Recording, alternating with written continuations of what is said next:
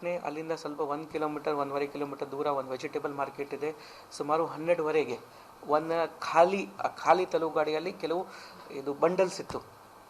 ಅದರಲ್ಲಿ ವೇಸ್ಟ್ ತರಕಾರಿ ಇರಬಹುದು ಅಥವಾ ಬೇರೆ ಇತರ ಐಟಮ್ಸ್ ಇರಬಹುದು. ಕೆಲವು ನಮ್ಮ ಇರೋ ಮಾಹಿತಿ ಪ್ರಕಾರ 2-3 ಜನ ಬೈಕ್ ಮೇಲೆ ಬಂದಾಗ ಅದಕ್ಕೆ ಬೆಂಕಿ ಹಚ್ಚಿದ್ದಾರೆ. ಆದರೆ ನಮ್ಮ ಪೊಲೀಸವರು ಇಮಿಡಿಯೇಟ್ಲಿ ಆ ಸ್ಪಾಟ್ಗೆ ಹೋದರು, ಬೆಂಕಿ ಆರಿಸಿದ್ರು.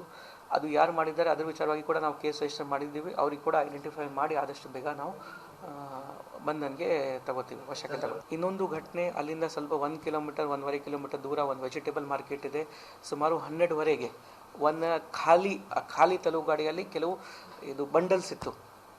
ಅದರಲ್ಲಿ ವೇಸ್ಟ್ ತರಕಾರಿ ಇರಬಹುದು ಅಥವಾ ಬೇರೆ ಇತರ ಐಟಮ್ಸ್ ಇರಬಹುದು. ಕೆಲವು ನಮ್ಮ ಇರೋ ಮಾಹಿತಿ ಪ್ರಕಾರ 2-3 ಜನ ಬೈಕ್ ಮೇಲೆ ಬಂದಾಗ ಅದಕ್ಕೆ ಬೆಂಕಿ ಹಚ್ಚಿದ್ದಾರೆ. ಆದರೆ ನಮ್ಮ ಪೊಲೀಸವರು ಇಮಿಡಿಯೇಟ್ಲಿ ಆ ಸ್ಪಾಟ್ಗೆ ಹೋದರು, ಬೆಂಕಿ ಆರಿಸಿದ್ರು. ಅದು ಮುಸ್ಲಿಂ ಪರವಾಗಿರ್ತಕ್ಕಂಥ ಸರ್ಕಾರ, ಹಿಂದೂ ವಿರೋಧಿ ಸರ್ಕಾರ. ಹೀಗಾಗಿ ಇವರಿಂದ ನ್ಯಾಯ ಸಿಗುವುದಿಲ್ಲ.